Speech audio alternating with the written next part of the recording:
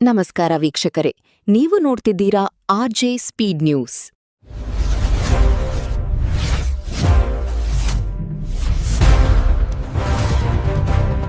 ದಕ್ಷಿಣ ಭಾರತದ ರಾಜಕೀಯ ಅಖಾಡದಲ್ಲಿ ತಮಿಳುನಾಡು ಯಾವತ್ತೂ ಒಂದು ಕುತೂಹಲದ ಕೇಂದ್ರಬಿಂದು.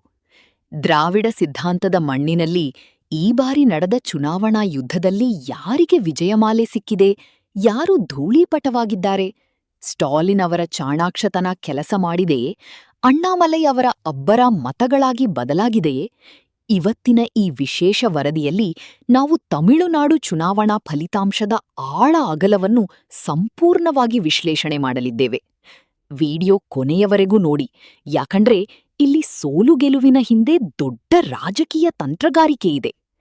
ಡಿಎಂಕೆ ಮೈತ್ರಿಕೂಟದ ವಿಜಯಯಾತ್ರೆ. ತಮಿಳುನಾಡಿನ ಇಂದಿನ ರಾಜಕೀಯ ಪರಿಸ್ಥಿತಿಯನ್ನು ನೋಡಿದರೆ ಮುಖ್ಯಮಂತ್ರಿ ಎಂಕೆ ಸ್ಟಾಲಿನ್ ನೇತೃತ್ವದ ಡಿಎಂಕೆ ಮೈತ್ರಿಕೂಟ ತನ್ನ ಅಧಿಪತ್ಯವನ್ನು ಉಳಿಸಿಕೊಳ್ಳುವಲ್ಲಿ ಯಶಸ್ವಿಯಾಗಿದೆ. ಗೆಲುವಿಗೆ ಪ್ರಮುಖ ಕಾರಣಗಳು: ದ್ರಾವಿಡ ಮಾಡೆಲ್ ಆಡಳಿತ. ಸ್ಟಾಲಿನ್ ಅವರ ದ್ರಾವಿಡ ಮಾಡೆಲ್ ಸರ್ಕಾರವು ಮಹಿಳೆಯರಿಗೆ ಉಚಿತ ಬಸ್ ಸೇವೆ ಮತ್ತು ಮಾಸಿಕ ಗೌರವಧನದಂತಹ ಯೋಜನೆಗಳ ಮೂಲಕ ತಳಮಟ್ಟದ ಮತದಾರರನ್ನು ತಲುಪಿದೆ. ಒಗ್ಗಟ್ಟಿನ ಮಂತ್ರ. ಕಾಂಗ್ರೆಸ್, ಎಡಪಕ್ಷಗಳು ಮತ್ತು ಮರುಮಲರ್ಚಿ ದ್ರಾವಿಡ ಮುನ್ನೇಟ್ರ ಕಳಗಂ ಎಂಡಿಎಂಕೆ ಜೊತೆಗಿನ ಡಿಎಂಕೆಯ ಮೈತ್ರಿ ಈ ಬಾರಿಯೂ ಗಟ್ಟಿಯಾಗಿ ಉಳಿದಿದ್ದೇ ಅವರ ಗೆಲುವಿನ ರಹಸ್ಯ. ಹಿಂದಿ ವಿರೋಧಿ ಅಲೆ. ಕೇಂದ್ರ ಸರ್ಕಾರದ ವಿರುದ್ಧ ಹಿಂದಿ ಅಣ್ಣಾಮಲೈ ಸೃಷ್ಟಿಸಿದ ಕಂಪನ. ಬಿಜೆಪಿ ಈ ಬಾರಿ ಹೆಚ್ಚಿನ ಸೀಟುಗಳನ್ನು ಗೆಲ್ಲದಿದ್ದರೂ ತಮಿಳ್ನಾಡಿನಾದ್ಯಂತ ಸಂಚಲನ ಮೂಡಿಸಿದೆ.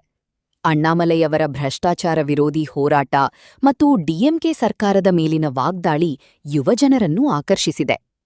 ತಮಿಳ್ನಾಡಿನಲ್ಲಿ ಬಿಜೆಪಿ ಈಗ 3ನೇ ಅತಿದೊಡ್ಡ ಶಕ್ತಿಯಾಗಿ ಹೊರಹೊಮ್ಮುತ್ತಿರುವುದು ದ್ರಾವಿಡ ಪಕ್ಷಗಳಿಗೆ ಆತಂಕ ತಂದಿದೆ. 4. Cinema to politics. Vijay entry.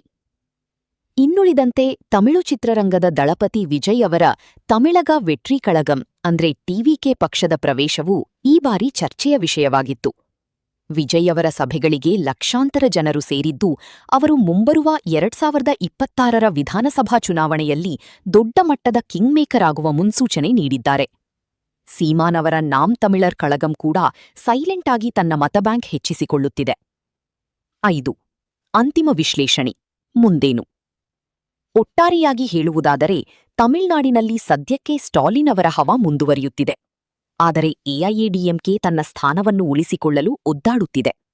BJP ಮತ್ತು ಹೊಸ ಪಕ್ಷಗಳ ಉದಯದಿಂದಾಗಿ ತಮಿಳ್ನಾಡು ರಾಜಕೀಯವು ದ್ವಿಮುಖ ಸ್ಪರ್ಧೆಯಿಂದ ಬಹುಮುಖ ಸ್ಪರ್ಧೆಯತ್ತ ಸಾಗುತ್ತಿದೆ.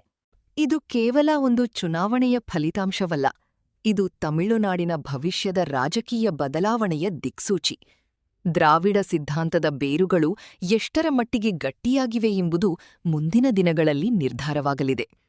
ವೀಕ್ಷಕರೇ, ತಮಿಳುನಾಡು ರಾಜಕೀಯದ ಈ ಆಳವಾದ ವಿಶ್ಲೇಷಣೆ ನಿಮಗೆ ಇಷ್ಟವಾಗಿದ್ದರೆ ಈ ಕೂಡಲೇ ನಮ್ಮ ಆರ್ಜೆ ಸ್ಪೀಡ್ ನ್ಯೂಸ್ ಚಾನೆಲ್ ಅನ್ನು ಸಬ್ಸ್ಕ್ರೈಬ್ ಮಾಡಿ.